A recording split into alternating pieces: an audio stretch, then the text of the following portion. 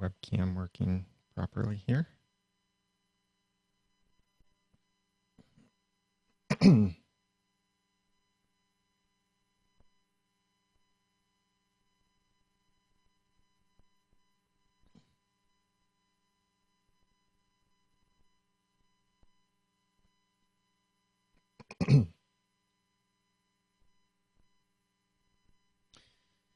All right, and my computer is revving up as it would. But there's no way for me to see the chat. All right, here's what I'm going to have to do just to keep my computer settled down is if you're watching on Blab, I won't be able to see the comments for a little while because I need to close the window on my computer. I'm streaming to Blab with my iPhone, which is right there. And I've got my webcam, which is going to YouTube Live right there.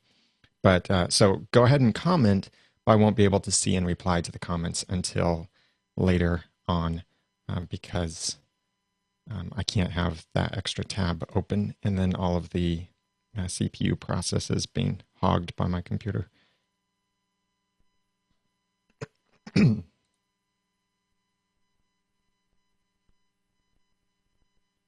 Okay, here we go. Lip balm. I need the lip balm.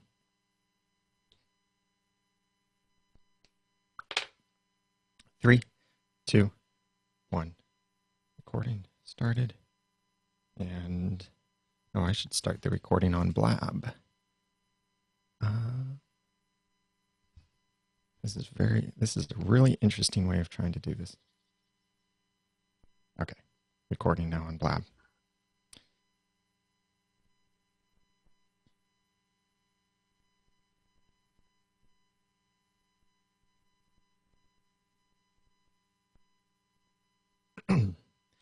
Ten tips for streaming live shows. That was oddly said. With the rise of Periscope, Blab, YouTube Live, Google Plus, Hangouts on Air, and what other? Try again. With the rise of Periscope, YouTube Live, Blab, Google Plus, Hangouts on Air, and whatever other technologies arise, these 10 tips for streaming live shows will help you.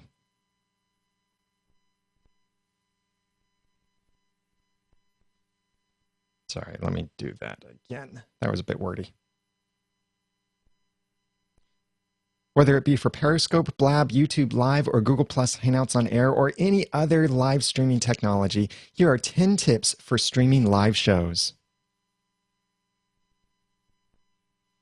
Welcome to the Audacity to Podcast, episode 236.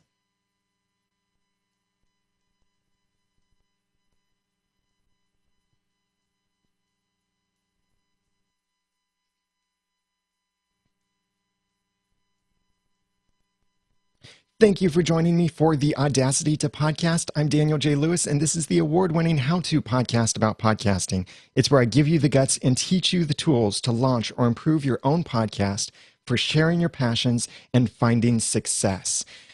There are a lot of great live streaming technologies available now, and several have come out just in the year 2015 that have made live streaming now more accessible and, yeah.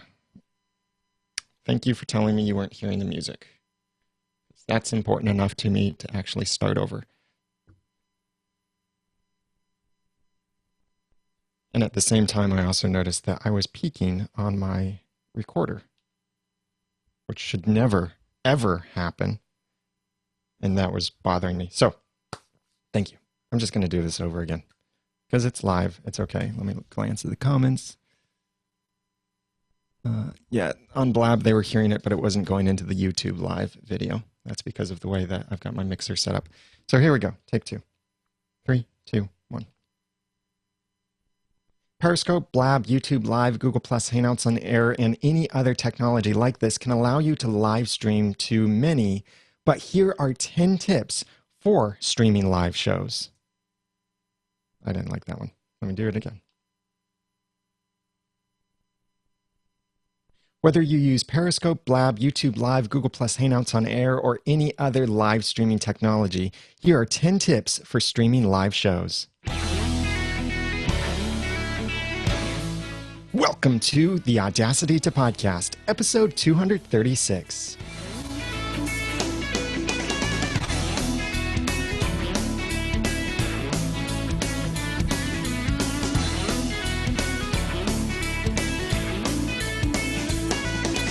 Thank you for joining me for the Audacity to Podcast. I'm Daniel J. Lewis, and this is the award-winning how-to podcast about podcasting. It's where I give you the guts and teach you the tools to launch or improve your own podcast for sharing your passions and finding success. One of the big things that is a new craze at this time, and that is late 2015, is this new wave of live streaming technologies available. We've had Periscope and Blab and Meerkat now for what seems like a long time, but it's really been just a short time. But there have been live streaming technologies available at our grasp for many years from mobile devices, like you may remember Quick, or the rise of services like livestream.com or Ustream or YouTube Live and Google Plus Hangouts and Air. Some of these technologies are making this live streaming capability more accessible to more people and in new ways and providing new features. Some of them are simply continuing on with the tradition. But regardless of what technology you're considering, and these technologies will come and go, ultimately, you need to learn how to host a good show when you're live streaming. And the technology really doesn't matter to the quality of your live stream. It's your skill that depends. It's your skill that makes your show good or bad when you live stream it. So regardless of whether you're using Periscope, Blab, Meerkat, YouTube Live, Google Plus Hangouts on Air, or any other tool that may come or go, I think that these 10 tools will help you to host a better live show. I'll give you these 10 tools very quickly, and you can follow along with, let me say that differently. I'll give you an overview of these 10 tools, and then we'll dig deeper into it. You can follow along in the show notes for episode 236 at theaudacitytopodcast.com/live tips. Number 1, have good reasons to go live. Number 2, become a better host. Number 3, focus on your content. Number 4, speak to your primary audience. Number 5, learn how to use the right tools. Number 6, include your live audience intentionally. Number 7, plan for repurposing. Number 8, ensure quality audio. Number 9, light yourself well. And number 10, promote your own platform, not someone else's. Again, you can follow along in the show notes and get any of the links that I mentioned at theaudacitytopodcast.com/live tips. Number 1, have good reasons to go live. In this year, 2015, Blab, Periscope, and Meerkat seem like fun new toys, but you need to remember they are only tools. And as such, they might simplify the process of going live, or they might give you the ability to connect with your audience or with other people in some particular new way. Like Blab, for example, has a Brady Bunch approach, which maybe that's even too dated to say Brady Bunch, but it's where at this time, 4 people can be on a Blab at the same time, and they each have a quarter of the screen. The video that you download afterward is a little bit different in its formatting, depending on how many guests that you had join you. But regardless of the technology that you use, you need to choose some good reasons why you're getting into live streaming. Don't simply say, oh, I'm going to get into live streaming because Blab is popular. Here's the truth. At this time, Blab is not popular.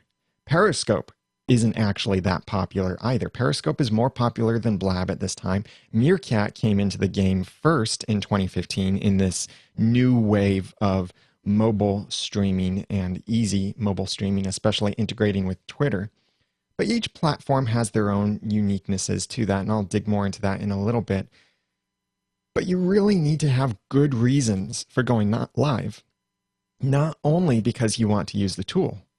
Here are some examples of good reasons, and you could come up with many other good reasons beyond this, but it could be that you want to offer the live interaction. You want to have a dialogue with your audience. You want your audience to be able to easily participate in the conversation with you and it not be only a monologue or a presentation. Maybe you want to host an event online immediately following some kind of time-specific event, like a post-game show or something right after a TV show airs. Then you come together and you share your live initial reactions. Maybe you want to hold yourself accountable to creating new content by a specific deadline. And that's one of the reasons I first started getting into live streaming, because I wanted my audience to depend on my content being there on a regular basis and knowing I have to have something to share by this time at this day. For the Audacity to podcast, that's 2 p.m. Eastern Daylight Time, GMT -4. For the Audacity to podcast, that's 2 p.m. Eastern Time on Mondays over at theaudacitytopodcast.com/live, as well as maybe other platforms simultaneously. Another good reason is maybe you want to give your audience a place to interact with each other while you're sharing your content. And a chat room, a live show is a great way to do that, because your audience can start interacting with each other, answering each other's questions, getting to know each other. You're building a community that way. There are many other reasons that you could want for doing a live show. Many reasons are good, some maybe not so good, but the most important thing is to have good reasons for going live, not simply because you want to leverage a new tool. Maybe the tool does enable something that you couldn't have done very easily before. Like Google Plus Hangouts on Air and Blab do make it easier to have a multi-host show that's live streamed. Before, you'd have to do weird kind of mixing and video mixing and strange stuff with Skype and multiple computers and spend a lot of money. YouTube Live, or powered by Google Plus Hangouts on Air and Blab as well, make certain abilities a bit easier and, of course, much cheaper to do that kind of thing. So this is number one. Have good reasons to go live. The numbers on live are not that impressive, really. Yes, the interaction is great and it can be addicting in some ways, but you're not going to massively grow your audience by doing a live show. So keep that in mind. Number one, have good reasons to go live. Number two, become a better host. The tool that you use is only as good as you are at using it. There are many live streaming tools that allow many people to reach an audience in real time. Some of these tools are so accessible that anyone with a smartphone could just instantly start live streaming and have some sizable audience. Maybe it would be only 3 or 4, maybe it could be a couple hundred, depending on what platform and leverage they already have. But live streaming a show really requires a whole new level of skill in how you present the information and how you host the content. And this is the kind of stuff that you wouldn't normally get in any kind of offline recording. Like when I record the Audacity to podcast, even though I am doing it live, I am mostly doing this alone. I'm not interacting with people. I don't have interruptions of someone asking a question that I need to pause the show and respond to that question. And this is the way that I've chosen to host the Audacity to podcast. I'll get more into the reason for that choice in a moment. But some of the things that you need to get good at in live streaming are multitasking, moderating, avoiding distractions, presenting clearly the first time, because you might not be able to edit yourself. And there are several other things and skills required for live streaming that you might not have if you're used to recording on your own. That doesn't mean you can't get them. And certainly every time that you live stream, you might build on these skills and develop them further and further. But don't expect to be as good of a live streamer as you are a regular podcaster, because it's really a completely different environment. If you watch live streams, and Blab makes this really easy to see what live streams are going on at that time, but you'll often see some pretty poor hosting skills, like people talking over each other. Maybe they're derailing the conversation. There's no structure whatsoever in the conversation or the topic that's being presented, and many other things that can really make for a bad show on some otherwise good technology. Yeah, a lot of this stuff does happen normally in our conversations where we talk over each other, we interrupt, we change the subject and stuff like that. And it can be easier to follow that kind of train of thought, and sometimes interruptions of a train of thought, in person, because you have body language. You have some sort of spatial relationship with the people who are talking. You are a certain distance from them. You can tell who's talking by which ear you're hearing them out of. You can point your face one way or the other and you hear one person a little bit better, or you can focus in on what one person is saying over another person. But in live streaming, the technology blends all of this together and doesn't make it as smooth as an in-person experience. Some of this could be related to what's called half duplexing, where when one person is talking, they can't hear what the other person is saying. So you might see this often in live shows, regardless of the technology they use, but someone starts speaking and they realize someone else is speaking. And so they stop and they say, what'd you say? No, wait, no, you go for it. No, no, wait. And it's really annoying to try to listen to. Part of that is because they don't hear the other person speaking while they're speaking. That's what half duplex is. Full duplex is where you hear at the same time as you are talking. But even then, you have to have good skills as a host in order to moderate that conversation and have the conversation flow nicely. So this is number 2 tip. Become a better host and your live streams will be much better. And in fact, your regular podcast episodes will become much better as you learn to become a better host. Todd Cochran talks about this often because he does a lot of live shows. And what he loves about live is the challenge it presents to him to be a better host, because he does not want to do any editing afterward. So whatever is recorded, with very few exceptions, is what goes out into the podcast feed. So he needs to make sure that what goes out is high quality material presented really well. Thus, he focuses on being a better host, a better presenter. That's tip number 2. Number 3, focus on your content. Most likely, you're live streaming to share a message or participate in some kind of conversation. Thus, don't get distracted by whatever tool that you're using. And that can be really easy to do depending on the tool. Social live streaming platforms like Periscope and Blab and Meerkat do give the viewers the ability to very easily distract you, like with real-time feedback through comments, or maybe it's simple reactions like props or hearts or likes or whatever other terminology is used for whatever platform you're on. It can be okay to acknowledge this kind of interaction from the audience, but don't let that distract you from the content. If I'm talking here, oh, hey, by the way, thanks, Jim, for all of those props. I really appreciate that. Or thank you for all of those hearts. Oh, wait, you're saying, hey, Jim, thanks for joining me in the live show. You see what just happened? That was simulated, but it's an interruption to the content. It gets me off track, and it can be really distracting to you as the listener or the viewer. Yeah, it can be neat to be acknowledged, and I'm not saying don't acknowledge your live audience. Depending on the technology you're using and other tools that you're using, it may not be all that easy to acknowledge them. Like maybe you're live streaming from a mobile device and the comments go by so quickly that you can't really read them. There are workarounds to that, but maybe it's the comments are too small on your screen, and so you have to look at them somewhere else, or whatever it could be. The most important thing is for you to focus on sharing that content that you wanted to share. And then you can acknowledge some of the props or the likes or anything like that. But you might also need to focus on working through some of the problems in a way that's not distracting from the content. Let me say that completely differently. That did not come out well.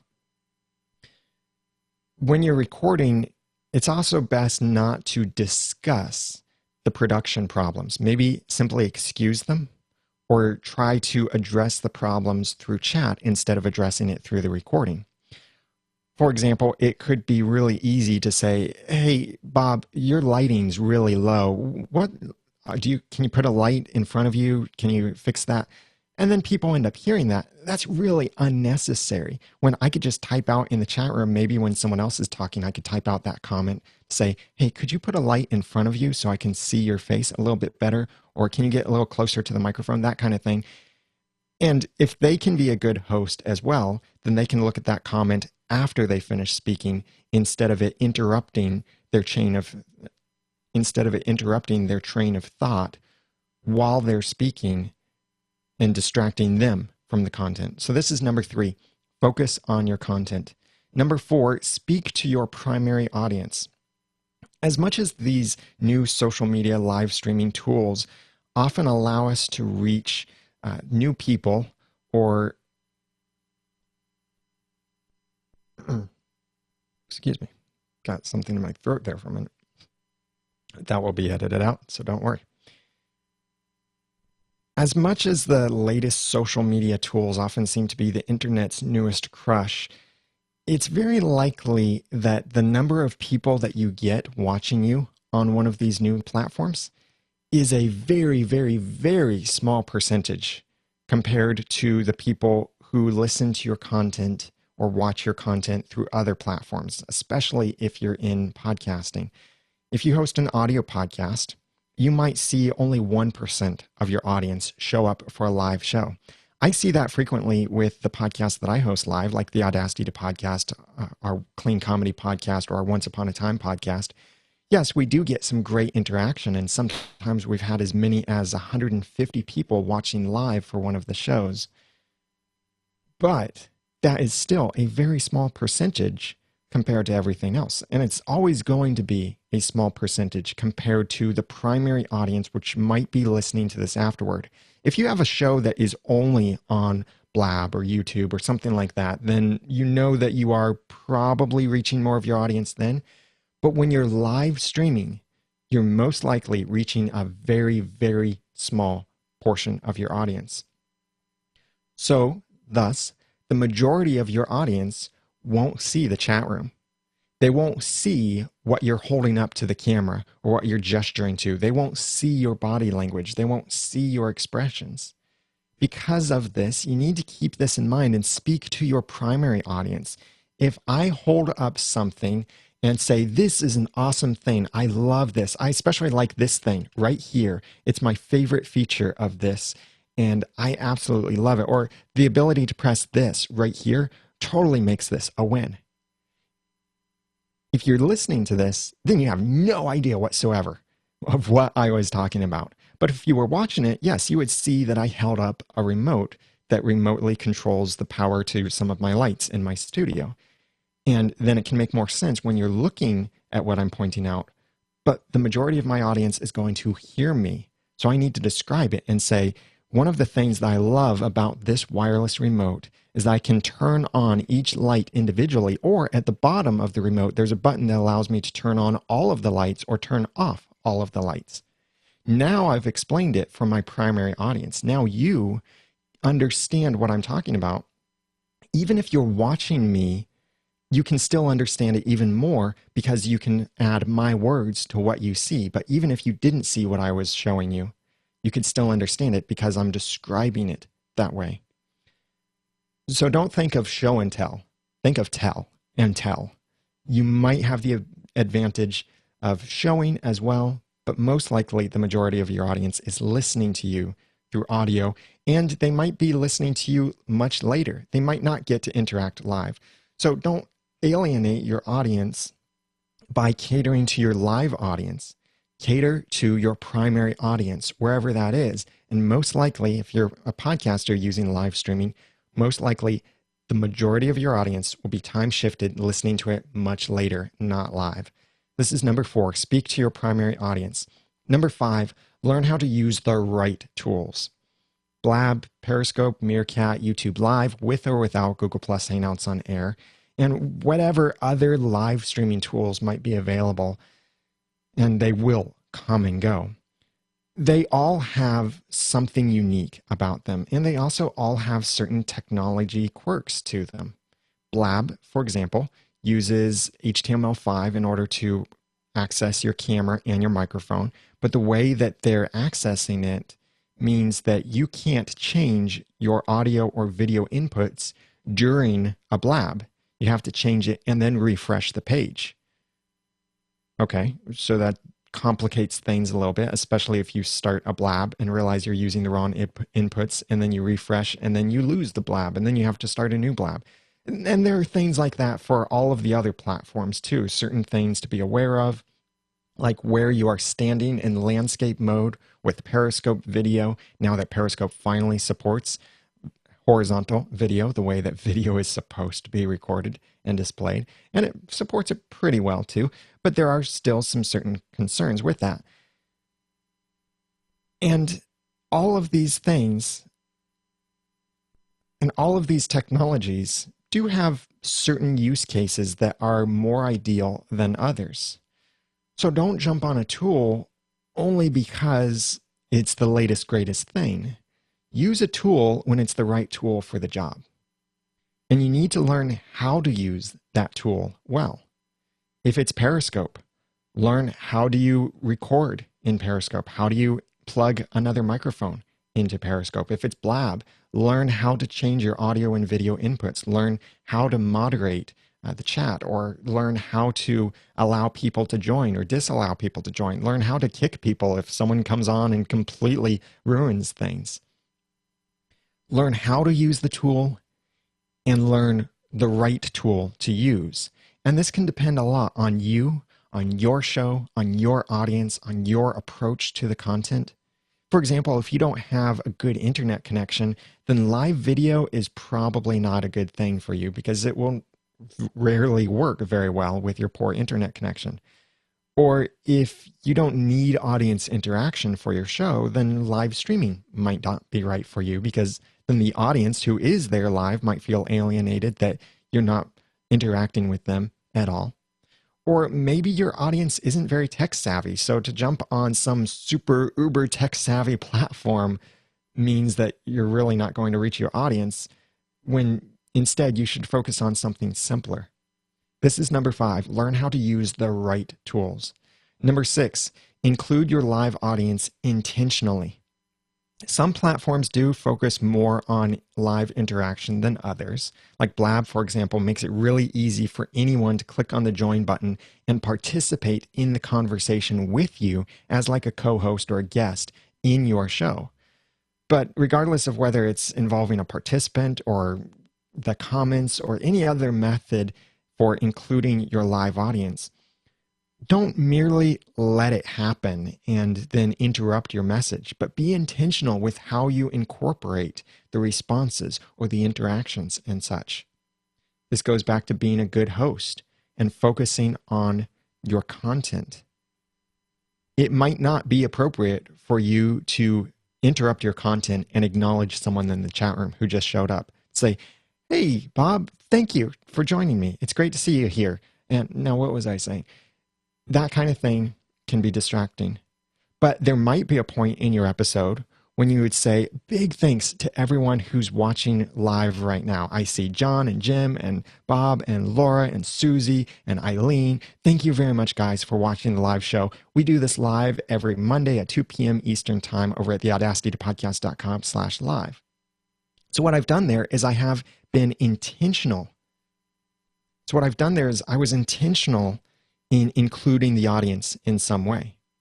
Your show may be able to include them intentionally in other ways. Like maybe you make a comment and then the chat room corrects you on something, or maybe you were a little bit unsure of something and the chat room gives you the information. And then you can say, when it's appropriate, point out, so-and-so in the chat room said that it's such and such, or so-and-so gave, or Emily shared this certain feedback while we were discussing, or Jim provided this idea. You're incorporating them intentionally, not being controlled by the live interactions. You also need to be really careful with whom you let participate in your live events. For some countries, like in the USA for sure, there might be certain rules against allowing a child under 13 years old to participate in social networks, any kind of social network, really. You look at Facebook and many forums and other social networks, and they do say you must be 13 or older to use this. You also need to be discerning in preventing one particular person from dominating the conversation.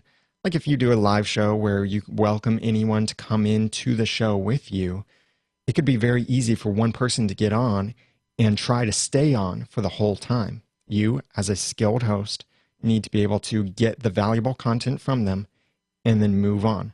Sometimes that may even mean disconnecting them after they've asked their question. That's what they often do on the radio, is someone asks a question, the host starts to answer, and then they disconnect you so that the host has full freedom to answer without your interrupting and without your taking over the show. Another thing to look for, especially on platforms like Blab, where someone can click that join button and anyone can click it as long as you have it open, is to watch out for who shouldn't be joining. Sometimes you can tell by the username or by their avatar. What you could also look at is how quickly did they request to join. I've seen this happen in a couple Blabs where someone comes on and it shows up right away, so-and-so joined, and then they click the join button to join the conversation. They come on and maybe they don't even speak the language of the hosts. Maybe they thought they had to click join in order to watch. Maybe they're just experimenting. Maybe they have no value whatsoever to bring. So watch out for these things and be cautious in how you do this. Remember, you need to protect your audience. You are the moderator here, and it's really up to you to decide who gets in and who doesn't, and what content that you want to share with your audience. You need to protect your audience. But when you include your audience, do so intentionally. That's number 6. Number 7, plan for repurposing. Although you may intend this recording and live stream for your audio podcast only, there might be the option for you to repurpose some or all of that content on other platforms.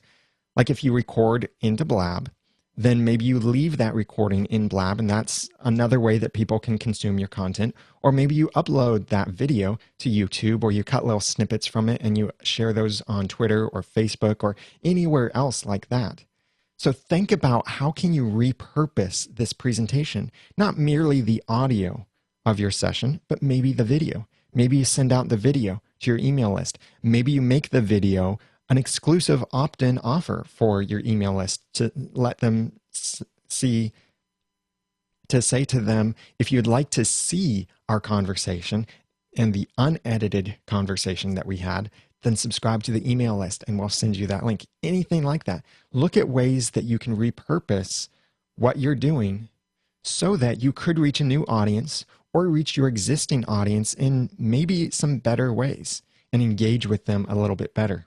That's number 7, plan for repurposing. Number 8, ensure quality audio. This is the most important production point for video, audio. Because if people can't hear you, then your video is almost worthless unless you're doing sign language or text only on the screen. You may not be able to control the audio quality of your live participants, but you certainly can request certain things ahead of time, like they must be wearing headphones, the sound cannot come through their speakers, and they should have a headset or some kind of microphone or be close to their microphone and have nothing going on in the background, like no radio or TV or music or anything like that. Sure, you can put those rules out, paste them in the chat room every now and then. You don't have to say them in your show and thus interrupt your content for the live audience. But do try to ensure that quality audio, certainly for yourself. This is really important. There is no reason that you should not have high quality audio if you're taking this at all seriously. Even if you have a mobile device and you're using that, there's some really easy ways to get high quality audio into that mobile device. If you're live streaming for your computer, then most likely you already have a way of integrating your high quality podcast audio equipment into the computer. Maybe that's something like the ATR 2100, which has a USB plug and it plugs right into a computer, and you can use that as your microphone. Or maybe your mixer can connect to your computer in some way so that you're using your nice studio equipment. But if you're live streaming from a mobile device, it's not as obvious how you can get good audio quality from that. So I've got some links in the show notes for some specific recommendations for iOS, Android, Windows Phone, and these things can work on tablets as well. So you can check that out, but here's a quick overview. You could use something like a TR-RS splitting cable to connect your mixer to your mobile device. So that way, whatever audio goes through your mixer goes out to your mobile device. That's what I use, and it works really well. You could use a special microphone that connects directly to your mobile device. Maybe if you plan to only live stream from your mobile device and you want to do so very conveniently. Like it could be a TRRS lav mic, which then works on Android, iOS, Windows Phone.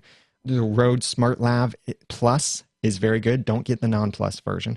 But there's also the Shure MVL, which Shure is going to send me a demo unit to review and then send back to them. So I'll have a review of that microphone coming fairly soon.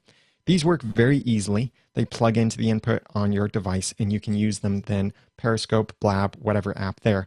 There might be volume control issues though, depending on the platform and the tool that you're using. You could also consider a digitally connected microphone like the Sennheiser Clip Mic Digital, the MKE2 Digital, or some other digital microphone that connects to the digital port on your device, like the Lightning connector, or maybe you have an Android device with some other kind of connector, proprietary or otherwise. Or you could look at some kind of analog or digital mic interface that connects to your mobile device.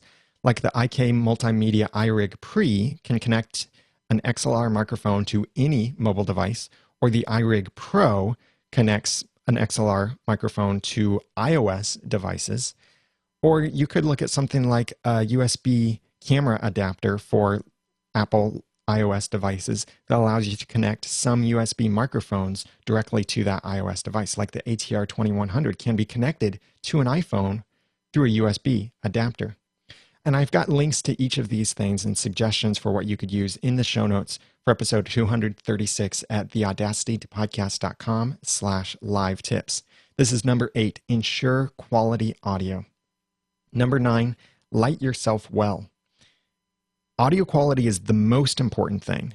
And the second most important thing in video is your lighting. No, not the camera itself. It is the lighting, because even a cheap, horrible webcam can look much better with good lighting.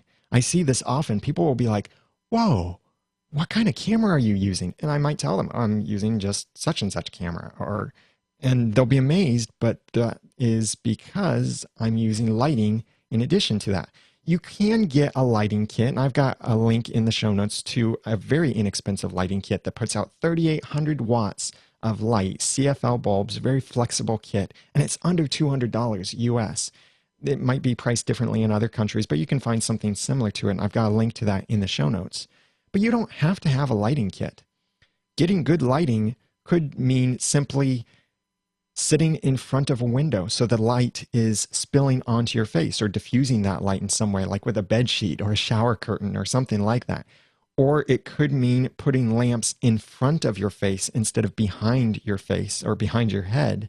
So that way the light is lighting your face, not your background, or not lighting the camera or the back of your head. But it's very important to be lit really well. How this makes cheap webcams look better is that then the webcam doesn't have to work as hard to process very low lighting. If there's good lighting, then the webcam can essentially sit back and relax and capture the image and not have to work so hard, so then the image doesn't look so noisy and grainy and low quality. I can use my Logitech C920 in a very high quality way, and I have done so. I made a video, in fact, showing the differences between using it with regular room lighting versus using it with studio lighting. And it's simply a webcam, and it's only between $50 and $100, depending on pricing and sales at that time. But it's important to get good light, and that's a great way that you can improve the quality of your live streams. And that's tip number 9, light yourself well. Number 10, promote your own platform, not someone else's. This is one of my pet peeves, but it's especially important in this age where technologies come and go, and some of them quite quickly. We're talking about Blab right now, and I know I've referenced Blab many times in this episode, but it's very possible that by the time you're listening to this episode, you may have never heard of Blab because it was acquired by someone else, it ran out of funding, the technology was shut down, or anything like that.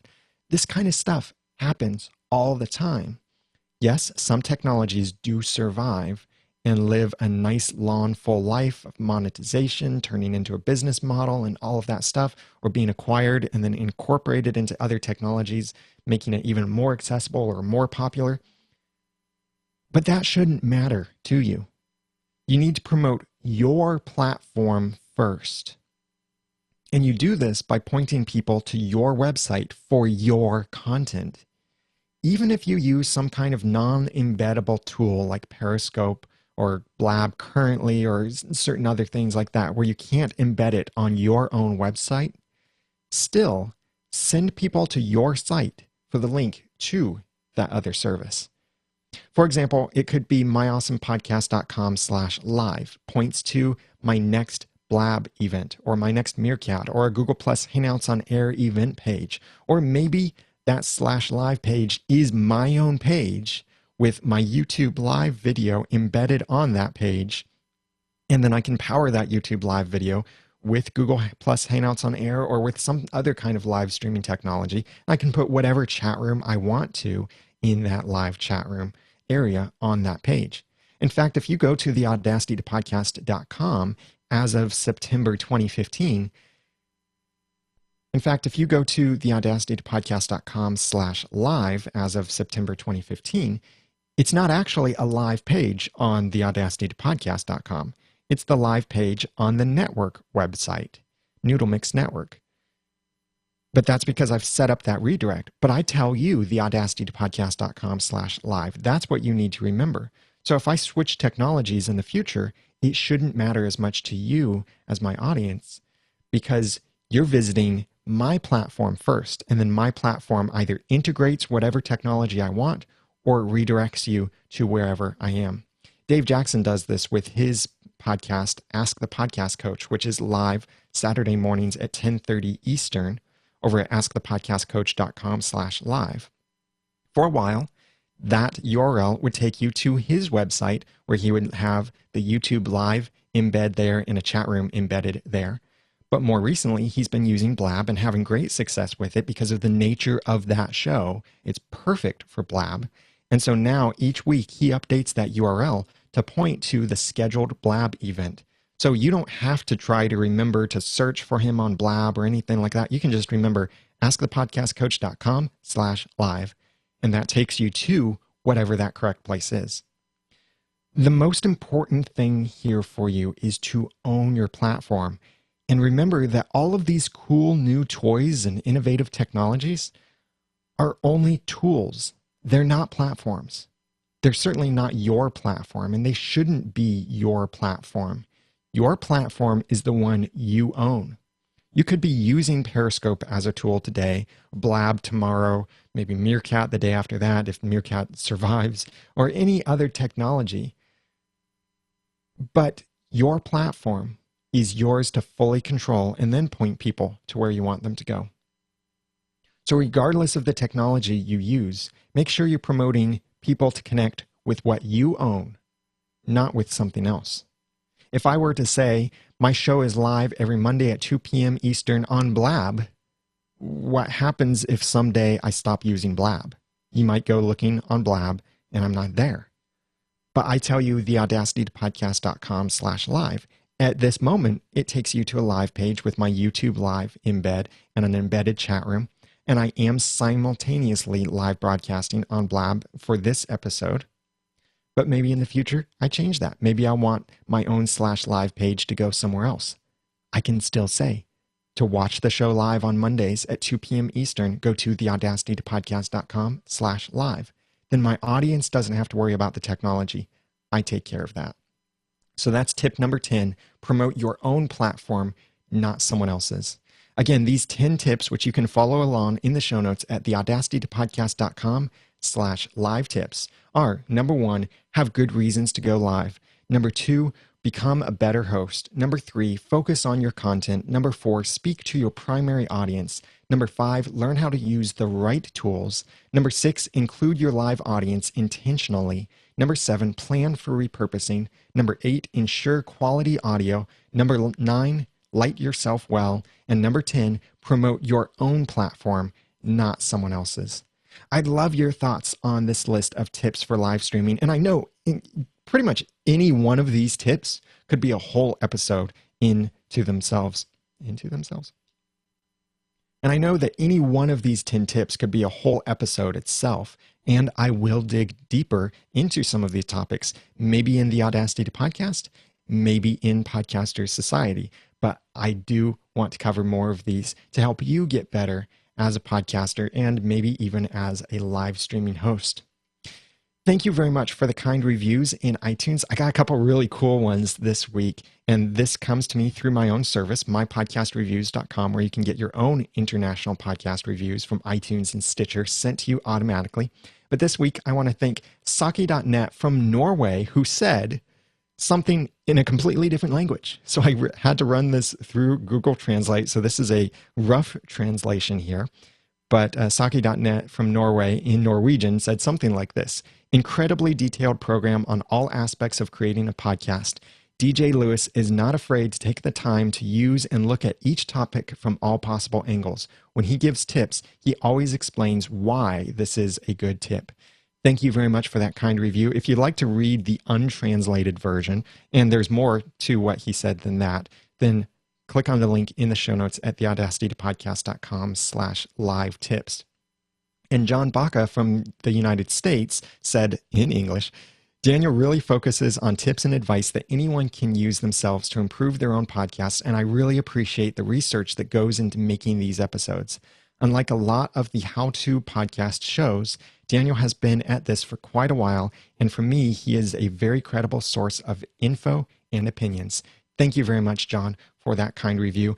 If you'd like to write a review for the podcast as well, in iTunes or Stitcher, I'd really appreciate it. Go to theaudacitypodcast.com and click on the appropriate link for either iTunes or Stitcher or whatever app that you want to use that you can write a review and subscribe there too. I've got 2 announcements for you. One is this week, that is September 24th, 2015, I have my live free webinar with Mignon Fogarty, better known as Grammar Girl. That's Thursday, September 24th at 3 p.m. Eastern Daylight Time, GMT -4. This is a Podcaster Society webinar, but it's open to the public, and it's completely free to attend, and you can watch the replay within 36 hours after the live event. But this will be a great conversation with Mignon about her success in podcasting, and we'll also talk a little bit about spoken grammar, something that sometimes it seems we don't think of that often because we're focused on affect and effect and there, and there, and to, and to, and which one to use where, and commas and semicolons and in dashes, hyphens, and im dashes, and when to use each of those. A lot of those things don't matter in spoken language. Yes, affect and effect do matter if you pronounce them differently. But there are other things that matter more in spoken grammar. So we'll dig into that a little bit as well. If you'd like to register for this free webinar, then go to podcasterssociety.com, and I do have that link in the show notes as well to that. If you've been interested in Podcasters Society, this is the community where I help you improve your podcast and grow your podcast from average to amazing through webinars, through forums, through community, through real-time chats, through more secret stuff that we're developing behind the scenes and adding more and more value. If you've been interested in that and you didn't make it as a charter member, we are reopening the registration for only 36 hours. And it will be easiest for you to join if you come to that webinar or if you join the waiting list over at podcasterssociety.com. So if you're interested in joining, you can't get in at the charter member discount anymore, but you can still get in at a low price because later the price will be higher. Again, each time I reopen the registration, the price might be a little bit higher as we add more and more value inside the community. And that's why I launched it with really a low price compared to where it will be someday, is because we have a little value now. Actually, I think there is a lot of value already, but there's going to be even more value later on. So if you'd like to join, register for that webinar or join the waiting list at podcasterssociety.com. And I hope to see you in the webinar with Mignon Fogarty live Thursday, September 24th at 3 p.m. Eastern Daylight Time, GMT -4. Go to podcasterssociety.com for more information on that. And the second and final announcement is, remember, International Podcast Day is September 30th. I have some big plans of things to do. I've already shifted one of the podcasts I was going to do on that day, shifted it to the day after so I could focus more on International Podcast Day. There will be the Gratitude Awards announced on that day, and some other really cool stuff going on, a live stream for hours and hours, and we will be using Blab for that live stream. They are our official streaming partner for the event, and Blab is doing some amazing stuff to help make this happen. And we are really excited about this. It's more than what you can participate in on that day, but there are things you can do yourself. So go to internationalpodcastday.com to find out how you can celebrate podcasting on September 30th. I'd love to hear your thoughts on the tips that I provided in this episode and what kinds of things have helped you become a better host or to live stream well, and maybe even what are some of your thoughts on Blab, Periscope, YouTube Live, and some of these other technologies available. Please comment on the show notes and get the links for all the resources and equipment and tools that I recommended at theaudacitytopodcast.com/live tips. I'd love to help you fix problems with your podcast, start your podcast, whatever it is. Please contact me through the website at theaudacitytopodcast.com, and we can work up either one-on-one consulting, or I can sell you equipment, or maybe fix a problem that you're having with your podcast. I want to help you podcast better. That's what Podcaster Society is about. That's what the Audacity to Podcast is about. So now that I've given you some of the guts and taught you some of the tools, it's time for you to go launch or improve your own podcast for sharing your passions and finding success. I'm Daniel J. Lewis from theaudacitytopodcast.com and the Ramen Noodle on Twitter. Thank you for listening.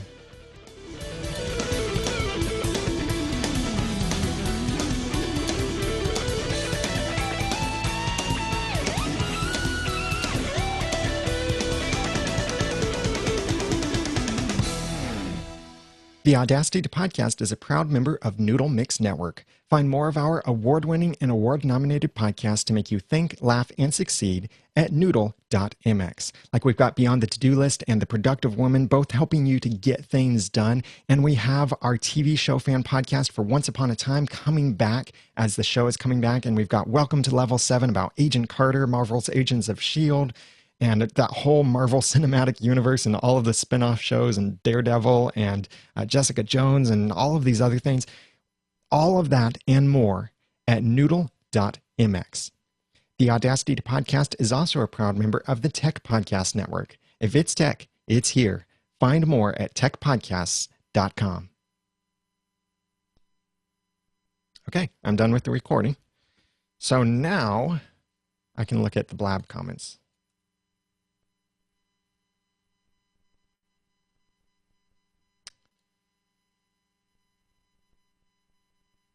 It was a little bit rough, this episode.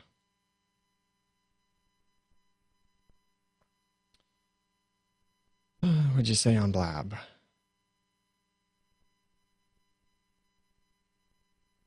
I'm going to move it down here so I can see it more easily.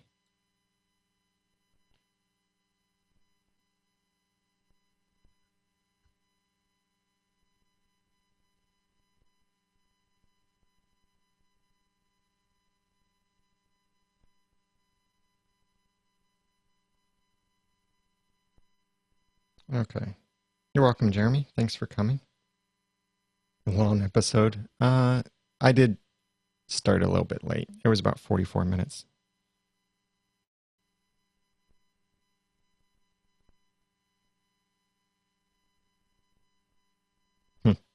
Interesting. I see a lot of people joined and then left. That's the nature of Blab. Or that's the nature, really, of live stuff. All right, guys, here's what I'm going to do. Subscribe to me, follow me here on Blab, because I'm going to end this Blab and start a new one for maybe 5-10 minutes just to answer any podcasting questions. I'll post the link here in the chat when I start it. In fact, let me go ahead and start it because I want to make sure that I can hear you and you can hear me. I think I'll start a different Blab because it will be different content as well.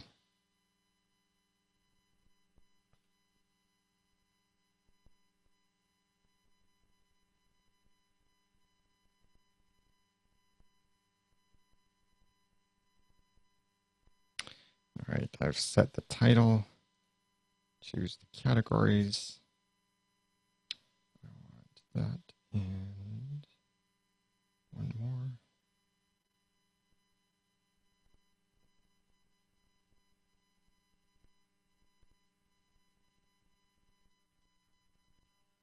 All right, if you're watching live on YouTube, thank you very much for joining me. I'm going to go ahead and head out. This episode will publish tomorrow morning. Thank you. Have a great day.